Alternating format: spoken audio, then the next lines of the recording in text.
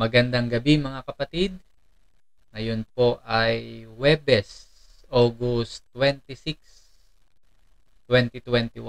Ang bilis ng panahon po Huling linggo na tayo ng buwan ng Agosto. Kumusta po kayong lahat? Sana po parati kayong nasa mabuting kalagayan. Salamat po sa panonood ninyo, pakikinig, at palagi ang pagdalo dito sa ating online Bible study. Binabati ko po ang lahat ng mga kapatid sa iba't ibang dako. Mag-ingat po kayong lahat, mag-ingat po tayong lahat. Purihin ang Diyos sa gawain nating ito na nakakatulong upang sama-sama tayong lumago sa kaalaman, tumibay ang ating pananampalataya sa Diyos. Dadako po tayo sa ating Bible study. Ang pag-uusapan po natin ngayon tungkol sa prayer or tungkol sa kung paano tayo dapat manalangin. At ang pangunahing talata po sa ating pag-aaral ngayon ay sa Mateo chapter 6 verse 9. Sa Revised Tagalog Popular Version, ganito kayo mananalangin. Ama naming nasa langit, sambahin nawa ang iyong pangalan. Sa ang bagong ang Biblia, manalangin nga kayo ng ganito. Ama naming nasa langit, sambahin nawa ang pangalan mo.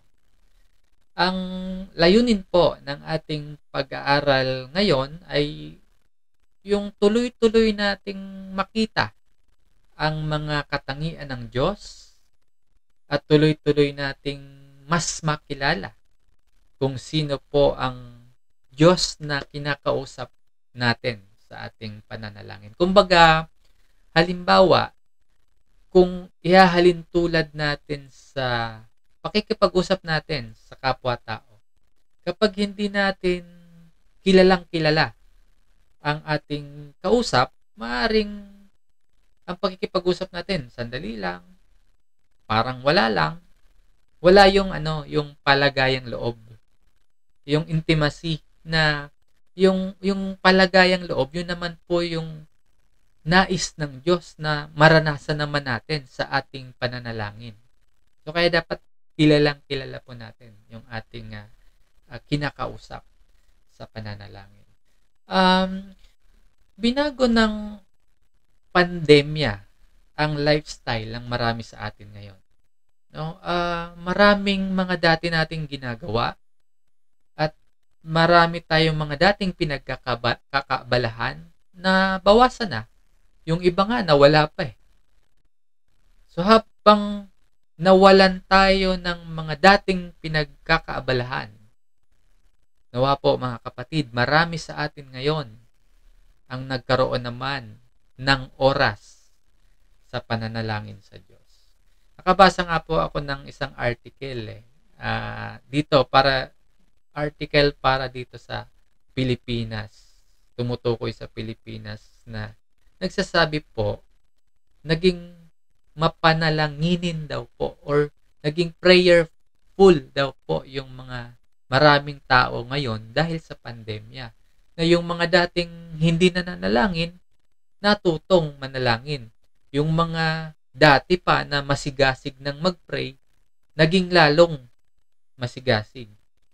Nawa mga kapatid, kasama tayo sa mga taong prayerful na may pandemya man o wala, may problema man tayo o wala. Ito pong Mateo chapter 6 verse 9, bahagi po ito ng pananalangin ng Panginoon.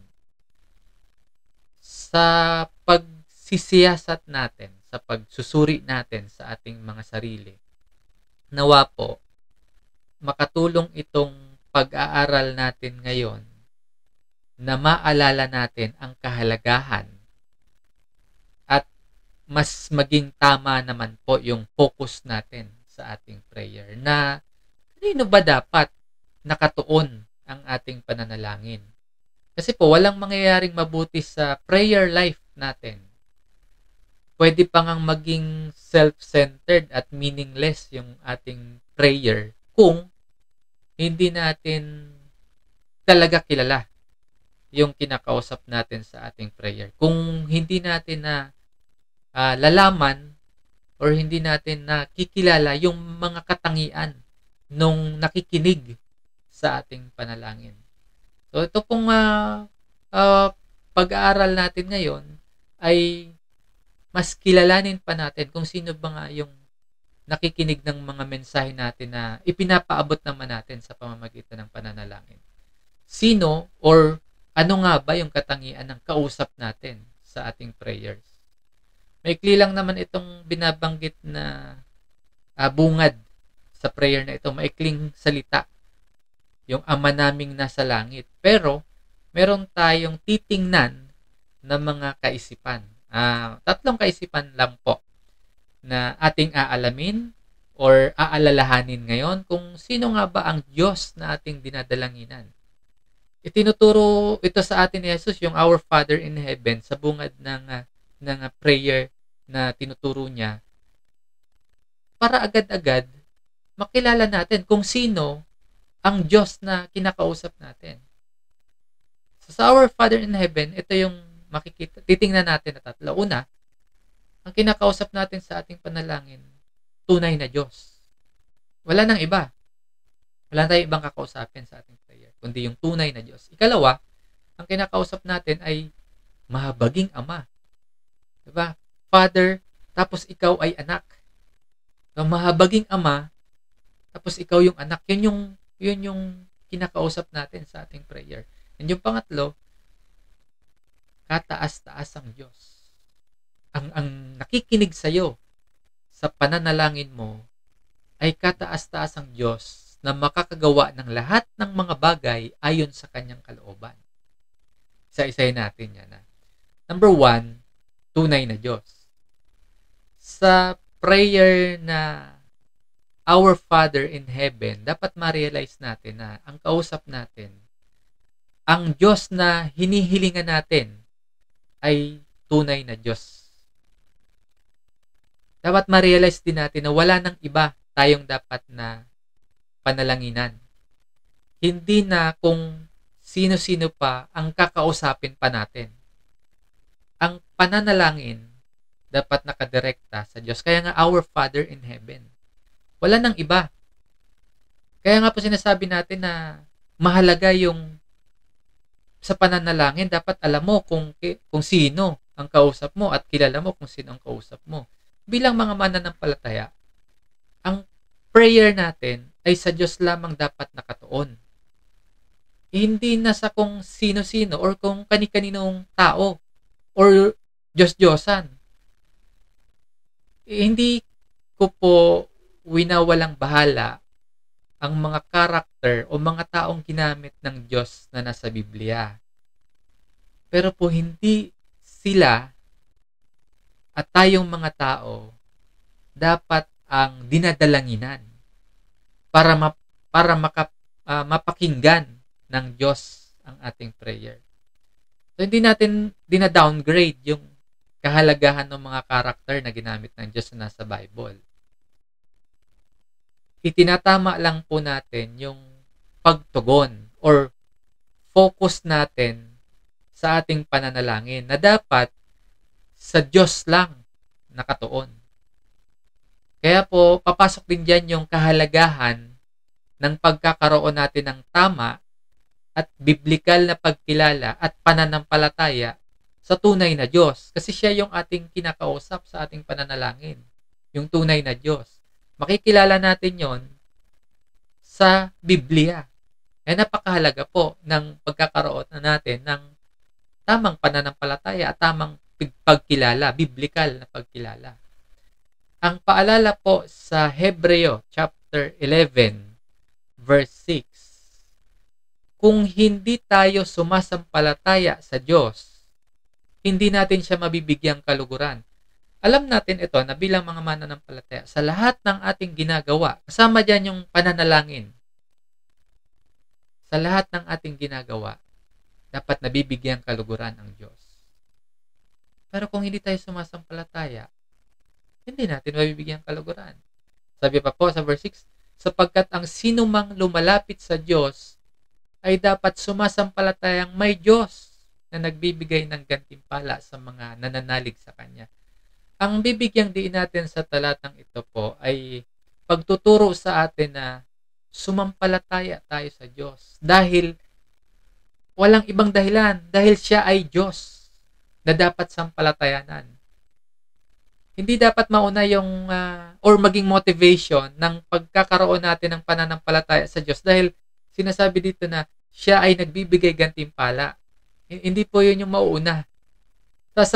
Sasampalataya tayo sa Diyos dahil siya ay tunay na Diyos. Dapat sampalatayanan. Bunga na lang ng faith, magkakaroon ka ng reward. Kumbaga, higit sa lahat, higit sa mga gantimpalang ibibigay niya, dapat nating sampalatayanan ang Diyos dahil siya po ay tunay na Diyos. Isa sa mga kaparaanan upang makalapit ang tao sa Diyos, through prayer. Kung nakauko lamang sa Diyos ang panalangin, di ba kasi kanino ko dapat naka-address ang ating panalangin? Sa Diyos lang. So kung nakauko lamang sa Diyos, nararapat mas kilalanin pa natin siya sa pamamagitan ng Biblia. Kung sumasampalataya tayo at mas kilala natin ang Diyos na kausap, ang epekto po niyan, mas magiging mainit po yung pananalangin. Kasi nga po, halimbawa, kung yun nga, yung ihalin tulad sa ating mga tao, kapag hindi natin lubusang kilala yung ating kausap, kapag makipag-usap tayo, wala lang. Walang palagayang loob, walang relationship, kasi di mo naman kilala eh. Pero, sa pakikipag-usap mo sa Diyos, kung sumasampalataya tayo at mas kilala natin ang Diyos, mas magiging intimate, mas magiging mainit po ang ating pananalangin. Mga mananampalataya tayo. Diba? Ang ating pagkilala sa Diyos nagmumula sa Biblia. So, kumusta po ang prayer life mo? Habang mas kilala natin ang Diyos, mas makakalapit tayo sa Kanya. Mas alam mo kung ano yung mga kagustuhan niya kasi kilala mo siya eh. So, mas magiging taimtim, mas magiging maalab, mas magiging taos sa puso, mas magiging intentional ang ating pananalangin sa Kanya. Hindi ba ganyan nga tayo makipag-usap or makitungo sa kapwa-tao na habang mas kilala mo ang isang tao, halimbawa, mahal mo sa buhay, paano ka makipag-usap sa mahal mo sa buhay? Nababago ang paraan ng pakikipag-usap mo. Mas nagiging personal. Ganon din po sa pakikipag-usap natin sa Diyos. Habang mas kilala at sumasampalataya tayo na siya ay Diyos, na nakikinig siya sa ating prayer, mas nagiging personal yung ating prayer. Mas nagiging intimate, mas nagiging palagay po yung ating loob. Diba kung kapag kilala mo yung kausap mong tao, pati sikreto mo, nasasabi mo, yung mga dinadala mo, mga problema mo, nasasabi mo, nagtitiwala ka. Ganon din sa Diyos. Habang kilala mo siya, mas magiging malapit, mas magiging personal, mas magiging intentional, mas magiging mainit ang paglapit mo sa Diyos through prayer. Pero kung mali naman yung pagkilala natin sa Diyos, magiging mali yung ating puso sa pananalangin. Na baka gumamit pa nga tayo ng iba't ibang tao na panalanginan para ipanalangin tayo sa Diyos. Ang payo sa atin sa Biblia, sa lahat ng ating ginagawa, bigyang kaluguran o bigyang karangalan ang Diyos. Kasama po ang ating pananalangin. Kasama yung ating prayer na mabigyan siya ng karangalan. Ang ating tunay na Diyos nararapat lamang po sa papuri at karangalan. Kung hindi natin kikilalanin ang kalooban, kung hindi natin kikilalanin ang kagustuhan ng Diyos na siya lamang ang mabigyan ng karangalan at kapurihan, maaring yung prayers natin mahulog sa pagkukunwari. Na kaya pala tayo prayerful kasi ang gusto natin tayo ang mapuri at maparangalan ng ibang tao, hindi yung Diyos, na ang kalooban ng Diyos ay siya ang mapapurihan at mabigyan ng karangalan. Ang payo ni Jesus sa ating pananalangin, huwag tayong maging mapagkunwari. Tulad po ng tinukoy ng Panginoon sa Mateo chapter 6 verse 5, yung mga tao doon nananalangin sa Diyos, pero mas gusto nilang nakikita ng ibang tao yung kanilang spirituality. Pero yung laman o yung mismong puso nila malayo sa Diyos. Sa Mateo 6:5, ito po yung binabanggit ng Panginoong Hesus na huwag nating dapat tularan. At kapag kayo ay nananalangin, huwag kayong maging tulad sa mga mapagkunwari. Ano yung mapagkunwari? Yung sila yung gustong magkaroon ng parangal at papuri na dapat sa Diyos lamang. Sabi pa po sa verse 5, sapagkat ibig nilang tumayo at manalangin sa mga sinagoga at sa mga panulukan ng mga lansangan upang makita sila ng mga tao. Katotohanan ang sinasabi ko sa inyo, tinanggap na nila ang kanilang gantimpala.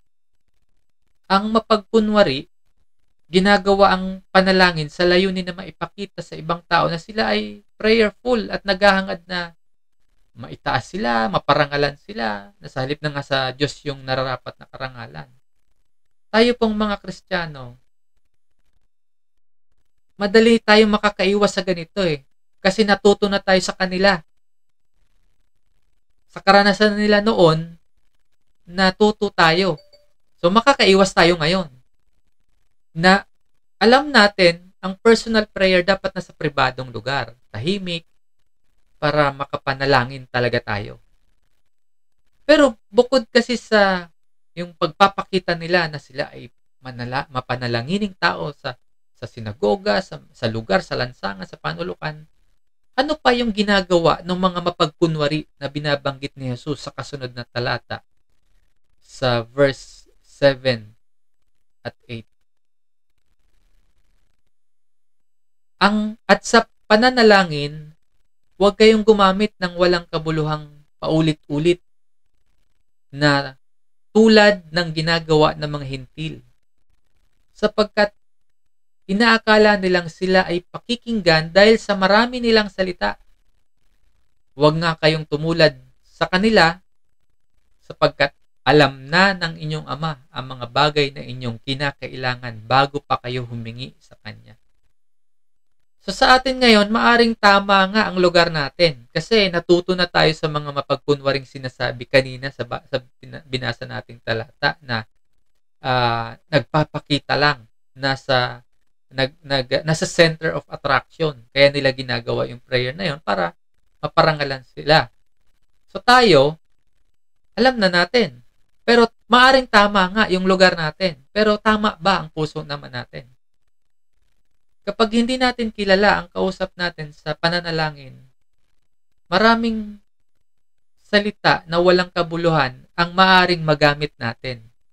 Kasi halos ganyan ang ginagawa ng mga mapagkunwari para kumbinsihin ang Diyos na pakinggan sila, ibigay yung request nila, at ipakita nga sa ibang tao na prayerful sila. Kapag mali at kulang ang pagkilala at pagsampalataya sa Diyos, ang epekto, nagiging mali at nagiging kulang ang pananalangin sa Diyos. Kung kilala natin ang Diyos at tama ang ating pananampalataya, alam natin na alam ng ating Ama ang ating mga kailangan. Ang nais niya, mapalapit tayo sa Kanya. Magkaroon tayo ng taus-puso, intimate na relationship at maparangalan natin siya. Kasama ang prayers, kasama sa pamamagitan ng prayers na bibigyan natin siya ng karangalan. Siya po ang ating Ama, tunay na Diyos. Hindi siya magpapabaya sa kanyang mga anak, lalo na po sa mga tumatawag sa Kanya. So number 1, tunay na Diyos ang ating nakatuon ang ating prayer, ang nakikinig sa ating panalangin. Hindi na natin kailangan ng kung sino-sino pa na dalanginan para ipanalangin tayo sa Diyos, at hindi natin kailangan maging mapagkunwari, kundi sa ating prayer ay Diyos ang nabibigyan ng karangalan at nalalaman natin kung ano yung nais niya, kung ano yung kalooban niya. Number 2, sa kaisipan ng Our Father in Heaven ay tinuturo sa atin ay ang listener o nakikinig sa ating panalangin ang mahabaging Ama. Sa prayer, ang kausap mo ay mahabaging Diyos. No? Tinatawag natin siyang Ama. Ang ibig sabihin nito, kinikilala natin na siya ang mahabaging Diyos na nais magkaroon ng mas malapit na relasyon sa kanyang mga anak. So sa tinuturong ito sa atin ng Panginoong Hesus na Our Father in Heaven, nais ni Hesus na ipakilala sa atin ang Ama, gaya ng pagkilala mismo ni Hesus sa Diyos Ama. Kasi kung may totoo pong nakakakilala sa Diyos Ama, walang iba kundi si Hesus. So sa bahagi ng prayer na ito, yung Our Father in Heaven, ipinapakita ni Hesus kung ano pa yung katangian ng ating Diyos at dapat naman nating paniwalaan. Tunay na Diyos, kasunod ay mahabaging Ama. Minsan, ang problema po natin, ang konsepto natin sa Diyos Ama ay nahuhubog ng pagkakilala naman natin sa ating mga parents, sa ating mga ama o ina. No, depende sa experience. Hindi man lahat pero minsan ganun yung problema, yung concept natin ng Ama, ng Diyos Ama ay nakadepende sa experience natin sa ating mga magulang. Ang iba sa atin, maganda ang karanasan sa mga magulang. So maganda yung konsepto nila sa Amang Diyos. Ngunit yung iba, hindi maganda. Kapag hindi maganda yung karanasan, yung iba nahihirapang abutin yung konsepto ng pagiging ama naman, mabuting ama, mahabaging ama naman ng Diyos. At ito po yung maaring isang gusto pang ipaunawa sa atin ni Jesus na hindi nakuha ng mga Hudyo nung panahon nila. Yung mga Hudyo, hindi nila alam na ang kasulatan nila, yung Old Testament, nagpapahayag na ng pagiging mahabaging ama ng Diyos. So para tayo ngayon, para din po tayo ma-correct or kung na-correct na para mapatibay pa ang tamang pagkakakilala natin sa Diyos, napakahalaga po ng mga ganitong gawain. Napakahalaga din po ng personal mong pagbabasa ng Biblia. Kasi mas makikilala mo ang ating Diyos. Mas lalawak yung kaalaman mo sa pagkilala at pagkaalam ng kanyang mga katangian.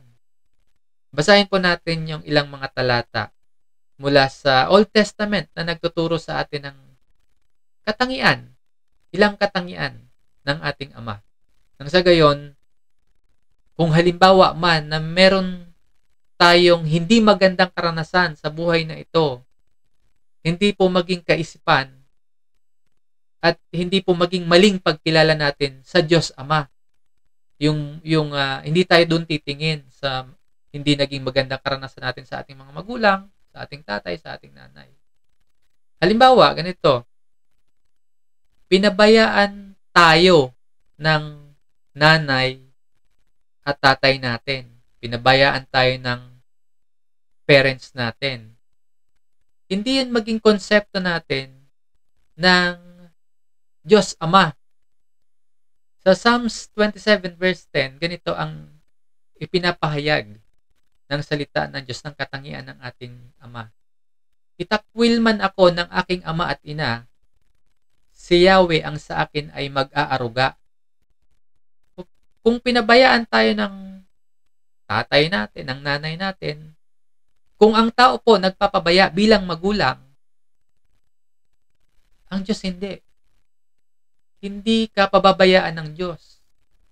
Kung may nagpabaya sa'yo, kung may nagtakwil sa'yo, merong totoong kumakalinga may totoong nag-aaruga, may totoong nangangalaga sa iyo na Ama sa langit. 'Di ba?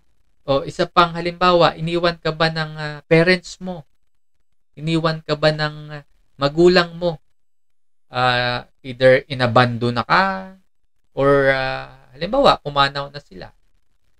Dito sa Psalm 68 verse 5, Ama ng mga ulila at tagapagtanggol ng mga babaeng balo, ang Diyos na sa kanyang banal na tirahan. Kung may nang iwan sa atin, kung may nang abandona sa atin, kung sakaling pumanaw na ang magulang natin, ang nanay natin, ang tatay natin, ang Diyos hindi mawawala sa iyo. Siya ang Ama ng mga ulila. Hindi niya tayo iiwanan. Hindi tayo aabandonahin ng Diyos. Sa Psalms 103 verse 13, kung paano nahabag ang ama sa anak niya, gayon siya nahabag sa may takot sa kanya. Ganon siya, ang ating amang banal, ang Ama sa langit, ay nahabag sa may takot sa kanya. Ang ating Diyos, kind, mapapagmahal, mahabagin. Sa mga talatang ito, inihayag ng Diyos sa atin na siya ay mahabaging Ama. At marami pang mga talata ang magpapakilala sa atin kung gaano siya mapagmahal.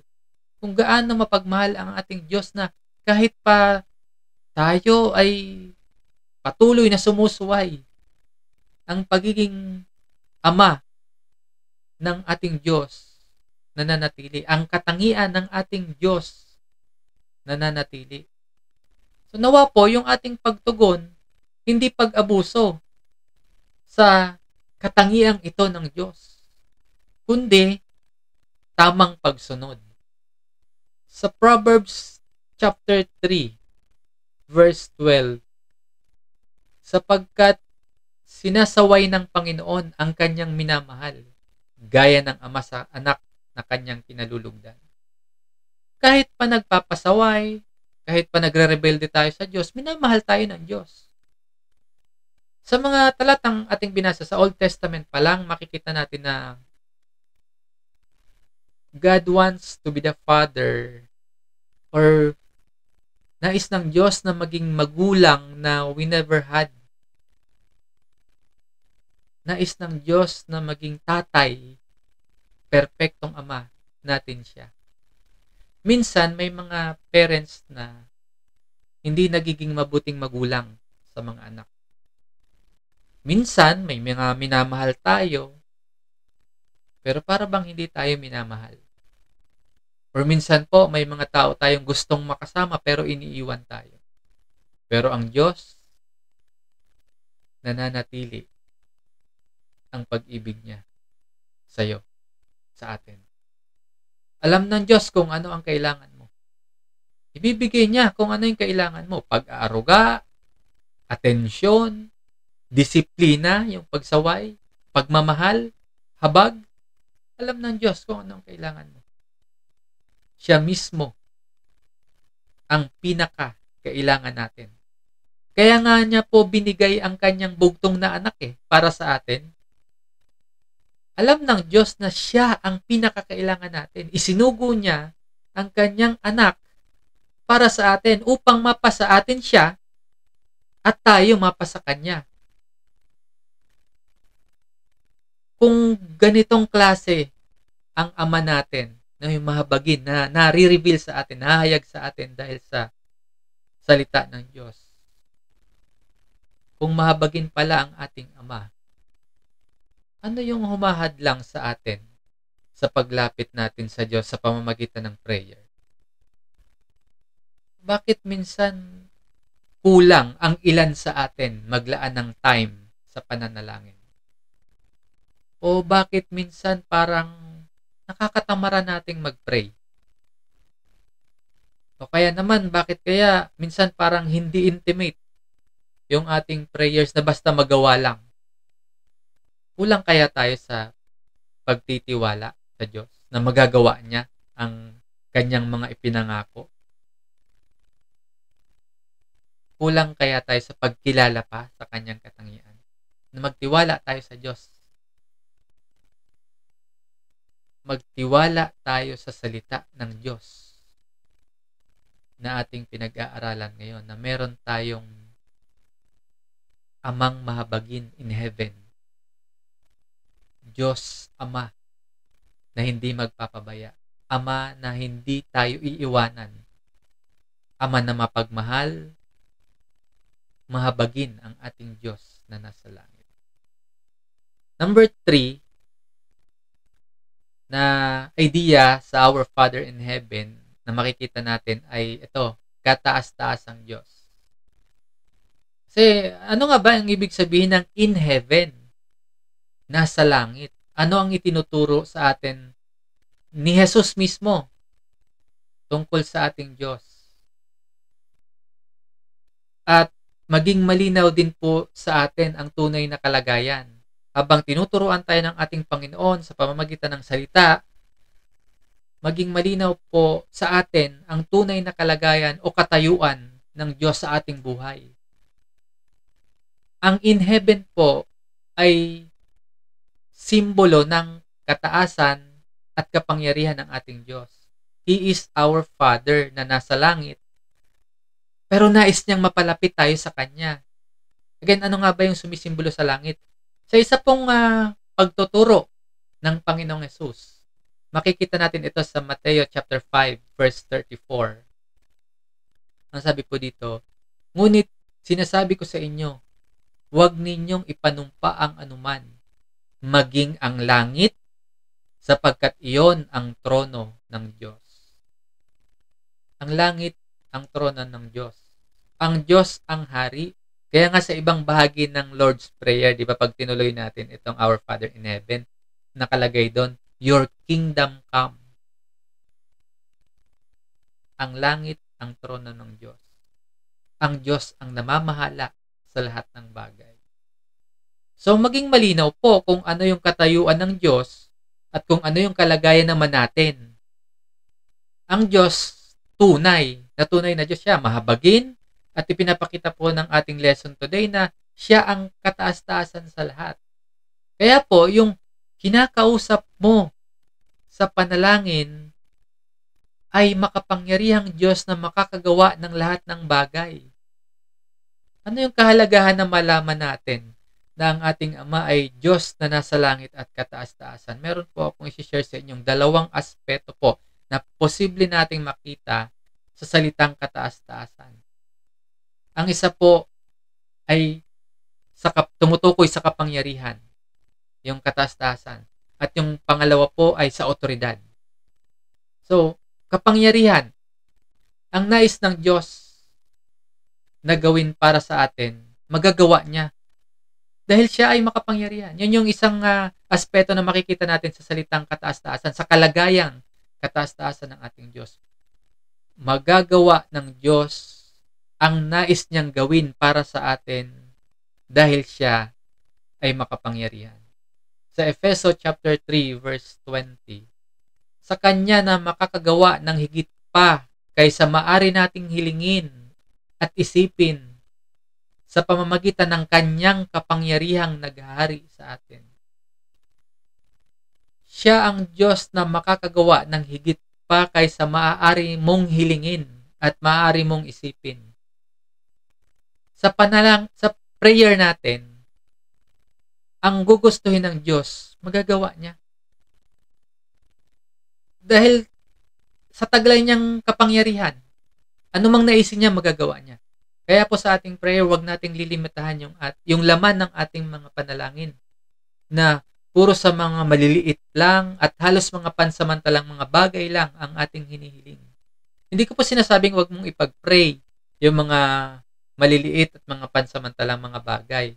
Pero po sa ating prayer, dahil nakikilala natin ang katangian ng ating Diyos na kataas-taasang makapangyarihan, ask for big things. Walang limit ang lakas ng Diyos sa kaya niyang gawin. Ang ibig ko pong sabihin ng big things ay spiritual things. Maging laman ng ating prayer, hindi lang puro panlupa lang. Hindi lang puro mga bagay na pansamantala lamang. Idalangin natin sa Diyos ang kaligtasan ng ating kaluluwa at kaligtasan ng mga mahal natin sa buhay. Yun po yung ibig ko pong sabihin ng ask for big things. Kaya ng Diyos na ibigay higit pa sa kaya nating isipin at hilingin. Pero paalala po ang hihilingin po natin, sisiguraduhin din natin or titiyakin natin na ang hinihiling natin ayon sa kanyang kalooban. Kasi po ang Diyos ang masusunod. Nagre-request lamang po tayo. Ang kagustuhan ng Diyos ang masusunod sa buhay natin at hindi ang pansarili nating kaparaanan, pansariling kagustuhan, na taliwas naman sa kalooban ng Diyos ang masusunod. Sa Psalms 115 verse 3, ang Diyos namin nasa langit, naroroon ang Diyos namin, at ang kanyang ginagawa ay kung ano ang ibigin. Tumutugon po ang Diyos sa prayers at pangangailangan natin. Pero ang masusunod, kagustuhan niya pa rin. Kaya nga po, again, sa ibang part pa rin ng panalangin na itinuturo ng Panginoon dito sa Our Father in Heaven, your will be done. Ang Diyos ay may otoridad sa ating buhay. So yung ibig sabihin ng kataas-taasan, ang unang aspeto na makikita natin, yung kapangyarihan ng Diyos. Magagawa niya ang lahat. Pero siya ang masusunod. Kasi yung ikalawang aspeto ng kataas-taasan, yung authority ng Diyos sa ating buhay. Kung ano yung kalooban niya, yun ang masusunod. Bilang mga mananampalataya po, bilang mga binigyan ng karapatan na maging anak ng Diyos, makita natin na kung ano ang sinasabi ng Diyos, kung ano ang kalooban ng Diyos, kung ano po ang nais ng Diyos, yun din po dapat ang laman ng prayers natin. Bakit ang kalooban ng Diyos ang dapat masunod sa prayers natin? Kasi siya ang Diyos, hindi tayo. Wala tayo sa posisyon. Humihiling po tayo, hindi nag-uutos. Hindi po gagawa ang Diyos ng anumang bagay na labag sa kanyang kagustuhan. Meron bang bagay na ipinag-pray mo na tingin mo ay labag sa kagustuhan ng Diyos? Tapos, anong tingin mo mangyayari kung yung kagustuhan mo na yon ang masusunod, pero hindi yon kagustuhan ng Diyos? Delikado yon. Mas safe po kung Diyos ang mangunguna at masusunod. Dahil Diyos ang may-ari ng lahat.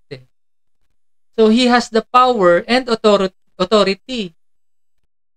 Kaya, siya ang ating Ama na nasa langit. Siya ang kataas-taasan. Siya ang masusunod.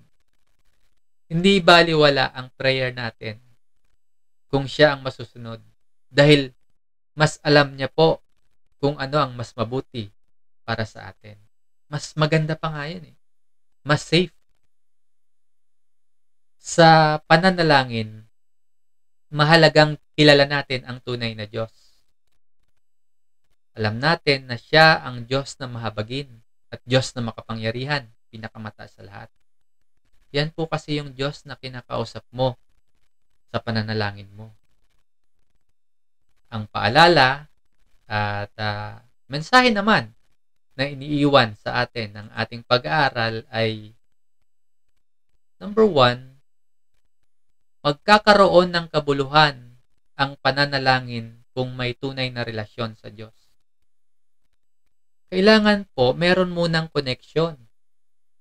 Kailangan merong matibay na ugnayan sa pagitan natin at ng Diyos upang magkaroon ng kabuluhan ang ating prayers. Gumawa na ng unang hakbang ang Diyos. Nararapat na po tayo ay merong pagtugon sa hakbang na iyon ng Diyos. Sa John 1 verse 12,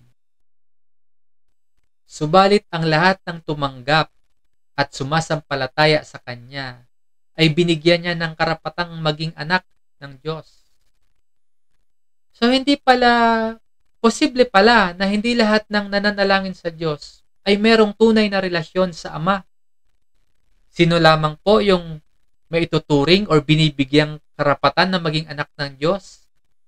Ang lahat ng tumanggap at sumampalataya sa Panginoon. First things first, magkaroon muna ng connection at relationship sa Diyos through Christ.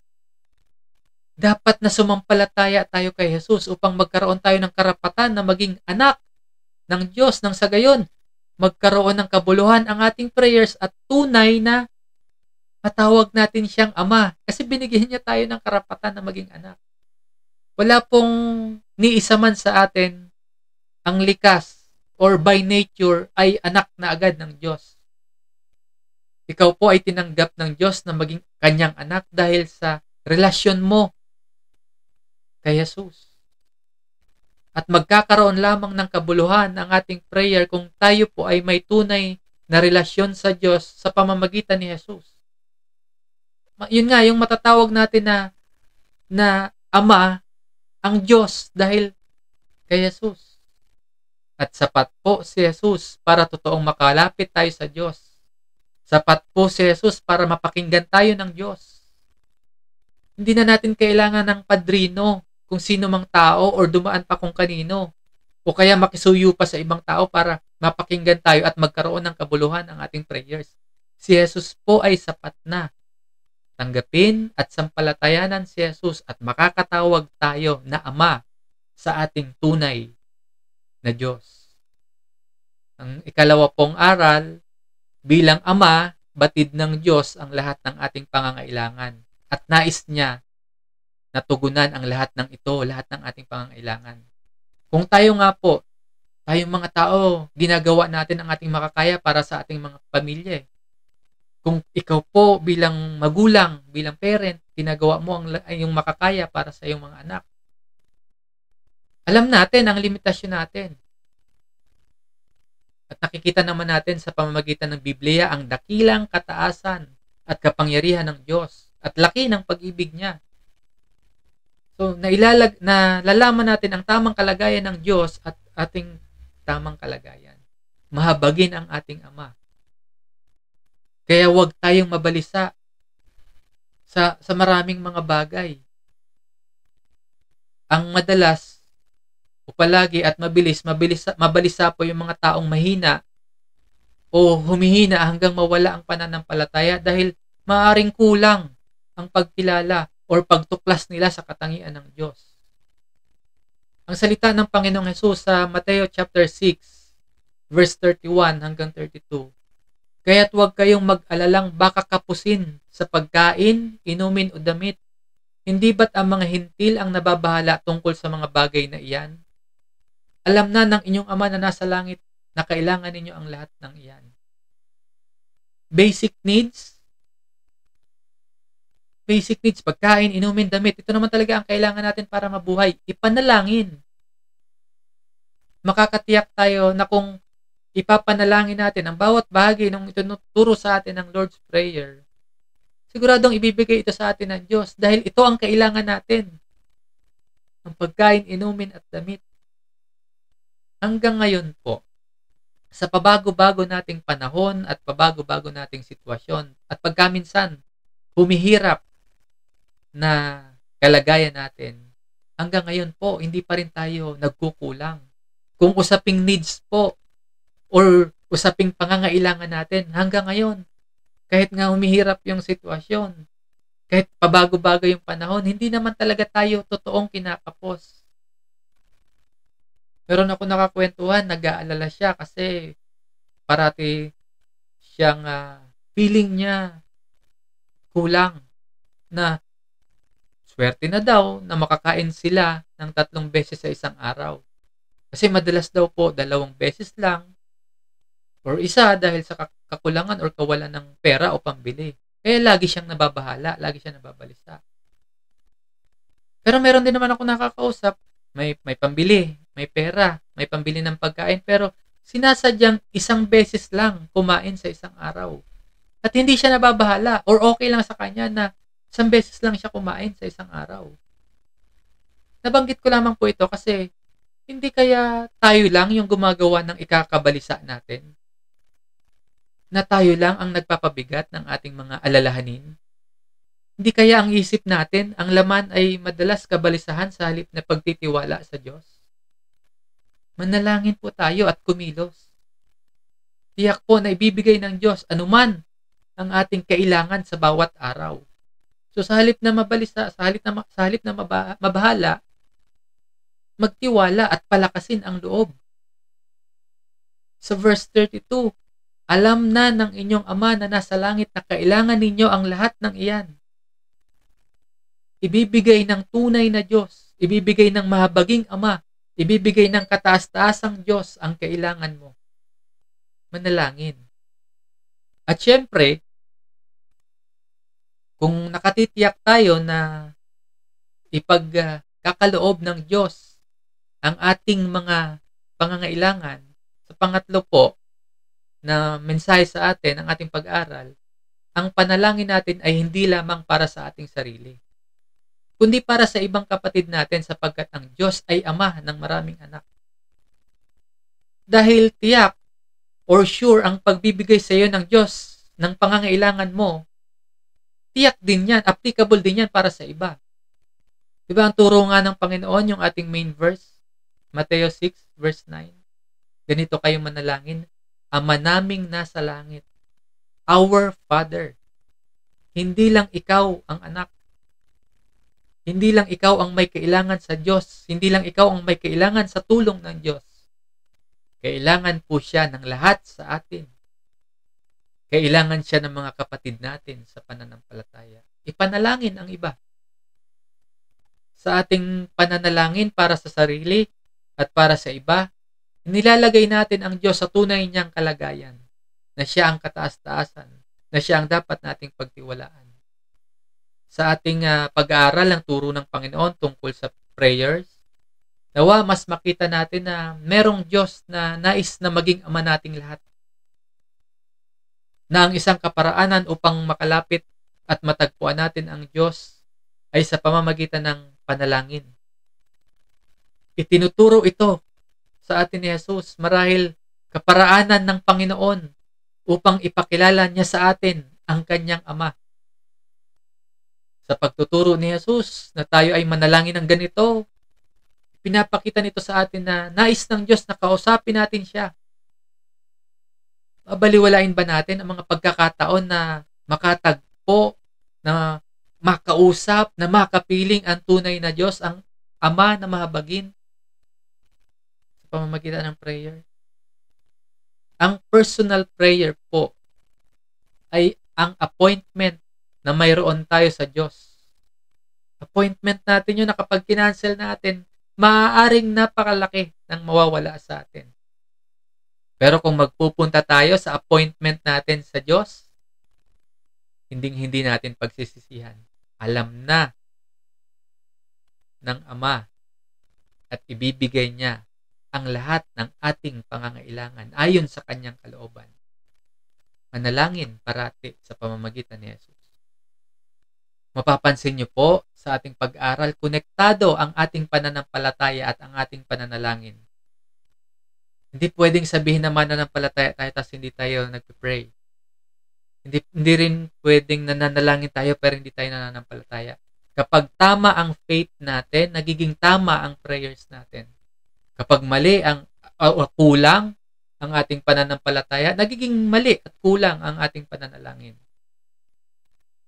Ang mga talata pong ating napakinggan at binasa, pagbulay-bulayan, pagnilayan ang salita ng Diyos at i-apply po natin ito sa ating buhay pananalangin. Maraming salamat sa pakikinig mga kapatid. Mag-ingat po tayo at magsama-sama tayong muli sa mga susunod na gawain. Manalangin po tayo.